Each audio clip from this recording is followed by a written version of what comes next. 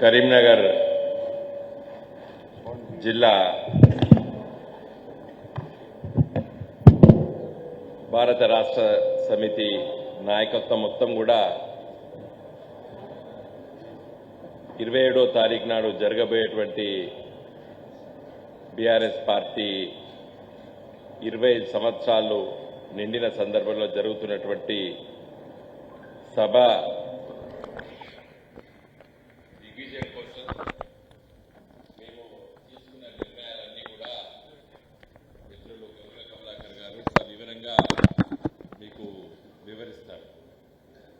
దానికోసమే ఈ పత్రికా విలేకరుల సమావేశం ఏర్పాటు చేయడం జరిగింది. ఇంకా దాదాపు ఇవాళ మరి 12వ తారీఖు, ఇంకా ఖచ్చితంగా 15 రోజులు మాత్రమే ఉంది.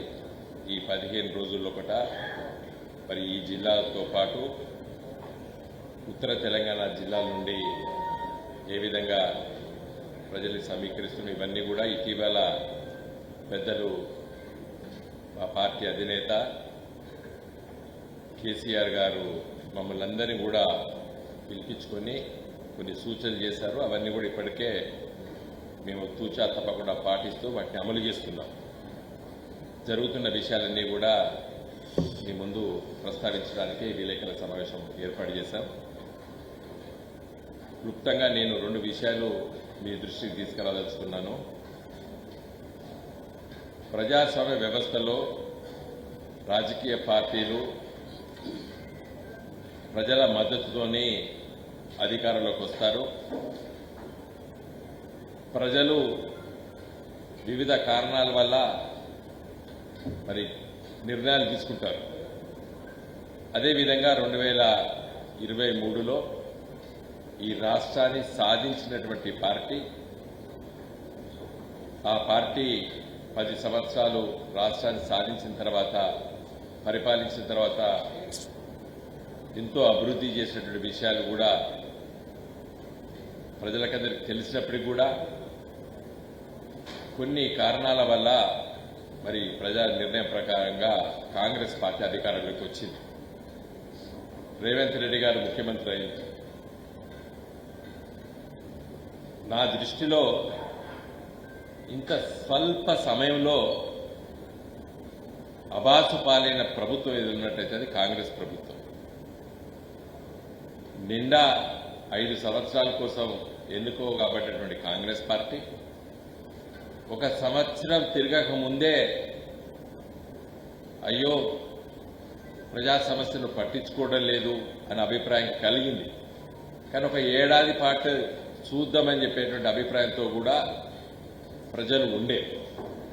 సంవత్సరం దాటింది, 5 మాసాలు కూడా దాటినాయి. ఇంకా ప్రజలకి ఈ ప్రభుత్వం పట్ల నమ్మకం కోల్పోయారు.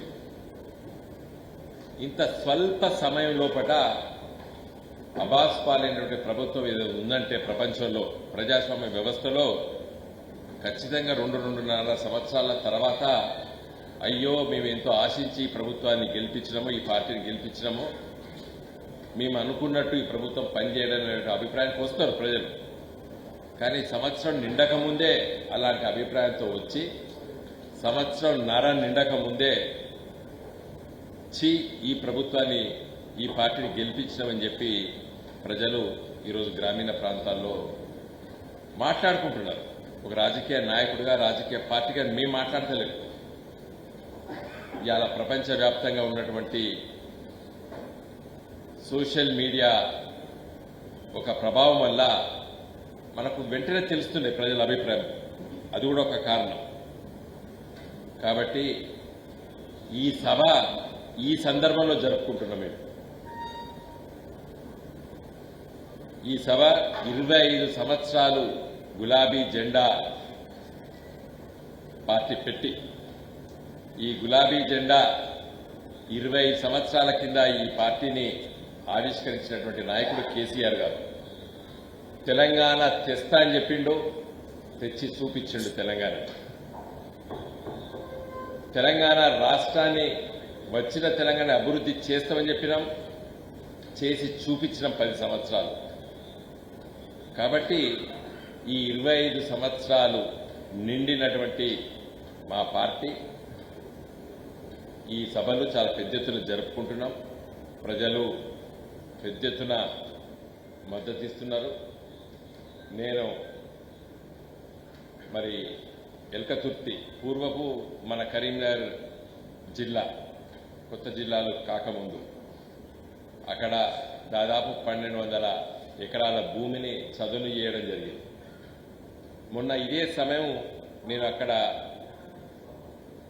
ఆ సభాస్థలంలో తిరుగుతున్నప్పుడు ఎంత సంతోషం వేసిందంటే, భూమి ఇచ్చిన వాళ్ళే మా భూమి మీరు ఈ సభకు మేము ఇస్తున్నాం, ఎందుకంటే పోలీస్ పర్మిషన్ కోసం అలా తీసుకోవాలి, లెటర్స్ తీసుకోవాలి, కన్సెంట్. అవి తీసుకున్నటువంటి రైతులు ఇచ్చినటువంటి రైతులే వాళ్ళే పనిచేస్తున్నారు. ఏది అక్కడ నిన్నటిదాకా మొన్నటిదాకా ఉన్నటువంటి పత్తి చేనును పీకడానికి, అక్కడ చదును చేయడానికి, అక్కడ ఆ సభాస్థలాన్ని దాన్ని తీర్చిదిద్దడానికి రైతులు 2 ఎకరాలు 3 ఎకరాలు ఉన్నటువంటి రైతులు భార్యాభర్తలు. మీడియా మిత్రులు చూసింది అక్కడ నిన్నగాక మొన్న ఇదే సమయానికి నేను అక్కడే ఉన్నా. అక్కడ ఉన్నటువంటి నాయకత్వం మేమందరం ఉన్నాం. అక్కడ సతీష్ గారు మాజీ హుస్నాబాద్ శాసనసభ్యులు, వారి నియోజకవర్గమే ఎల్కతుర్తి, మన కరీంనగర్ పార్లమెంటు పరిధిలో ఉంటుంది. కాబట్టి అంత సంతోషం వేసింది. అంటే భూమి ఇవ్వడం జరిగింది స్వచ్ఛందంగా, ఇస్తూ మళ్ళీ వాళ్ళే పనిచేస్తున్నారు. ఈ సభ దిగ్విజయంగా జరగాలని మేము గర్వపడుతున్నాం. ఈ సభ గులాబీ జెండా సభ, మా సభ స్థలం మా భూముల్లో జరుగుతున్నందుకని. కాబట్టి మంచిగా చాలా గొప్పగా జరుగుతుంది ఈ సభ. కరీంనగర్ నుండి హుజురాబాద్ మీదకి వెళ్ళి ఎల్కతుర్తి వరకు కూడా మీకు అందరు తెలుసు, జాతీయ రహదారి మంచిగా చేశారు. అక్కడ చిన్న చిన్న సమస్యలు ఉంటే నేను నిన్న ఉదయం పూట హైదరాబాద్లో సంబంధించిన అధికారి దగ్గరికి వెళ్ళి చిన్న చిన్న బాటిల్ నెక్స్ ఉంటే కూడా వాటిని కూడా కొంచెం క్లియర్ చేయమంటే వాళ్ళు కూడా ముందుకు వచ్చిండ్రు కాంట్రాక్టర్స్. అదేవిధంగా సిద్దిపేట నుండి పోయేటువంటి ఆ రహదారి కూడా కొంత ఇబ్బందులు ఉంటే వాటిని కూడా మంచి క్లియర్ అయిపోయినాయి. ఇప్పుడు ఎలాంటి ఆటంకాలు ఉండకుండా మంచి సాఫీగా రోడ్లు కరీంనగర్, పూర్వపు కరీంనగర్ జిల్లా నుండి సభాస్థలానికి వెళ్ళడానికి మంచిగా ఉంది. మనకందరూ తెలుసు, కొత్తపల్లి మీదకి వెళ్ళి హుస్నాబాద్ వరకు కూడా చిగురుమామిడికి కూడా మంచి రోడ్డు, డబల్ రోడ్డు ఉంది, ఆ రోడ్డు. కాబట్టి మరి మిత్రులందరూ కూడా అక్కడ చేరుకోవడానికి ఇవన్నీ కూడా మేము రోజువారీ అక్కడికి వెళ్ళి చూసి ఏర్పాట్లు చేస్తున్నాం. ఇంకా మిగతా విషయాలు గంగుల కమలాకర్ గారు సవివరంగా మీకు వివరిస్తారు.